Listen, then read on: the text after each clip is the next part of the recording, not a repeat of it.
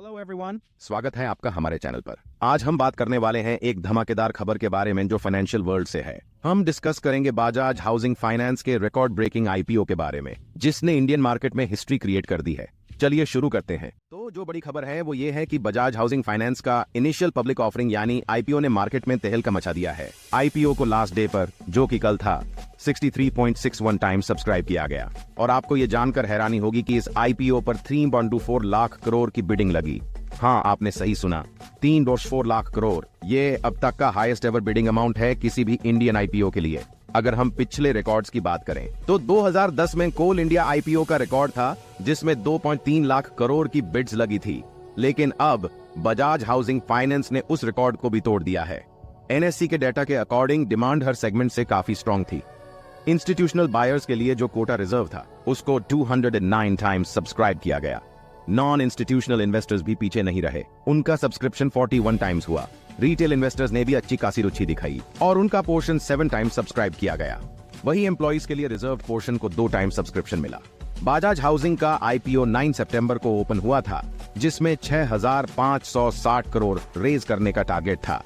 इसमें से एक अच्छा हिस्सा लगभग 1,758 करोड़ एंकर इन्वेस्टर से पहले ही रेज कर लिया गया था। इश्यू का प्राइस बैंड 66 से 70 तक रखा गया था। बजाज हाउसिंग फाइनेंस इस कैपिटल का इस्तेमाल अपने बिजनेस ग्रोथ के लिए करेगा और ये IPO reserve bank of India के रेगुलेशंस के अकॉर्डिंग है, जो कहता है कि upper layer non banking financial companies को सितंबर 2025 तक लिस्ट करना जरूरी है।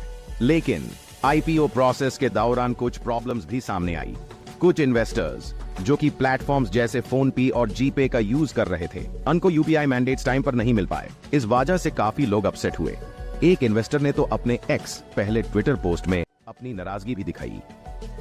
इस पर मोहित मेहरा, जो ज़ेरोधा के वाइस प्रेसिडेंट हैं प्राइमरी मार्केट्स और पेमेंट्स के, उन्होंने बताया कि समस्या इतने ज्यादा एप्लीकेशंस की वजह से हुई। बैंक, खासकर स्पॉन्सर बैंक, समय पर यूपीआई मैंडेट्स भेजने में देरी कर रहे थे। लेकिन उन्होंने निवेशकों को यह भी आश्वासन दिया कि इस देरी का उनकी एप्लीकेशन पर कोई असर नहीं पड़ेगा। आईपीओ विंडो के दौरान कभी भी मैंडेट स्वीकार किया जा सकता है और सभी एप्लीकेशंस को समान रूप से ट्रीट किया जाएगा, चाहे मैंडेट कभी भी अप्रूव हो। बजाज हाउसिंग फाइनेंस के पास फाइनेंशियल ईयर 25 के क्वार्टर 8 के अंत तक एसेट्स अंडर मैनेजमेंट 97,071 करोड़ के थे, जो 31% का सीक्वेंशियल ग्रोथ है।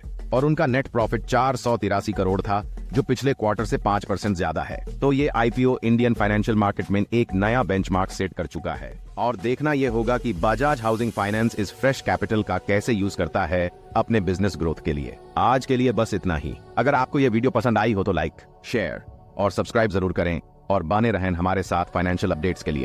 मिलते हैं अगले वीडियो में।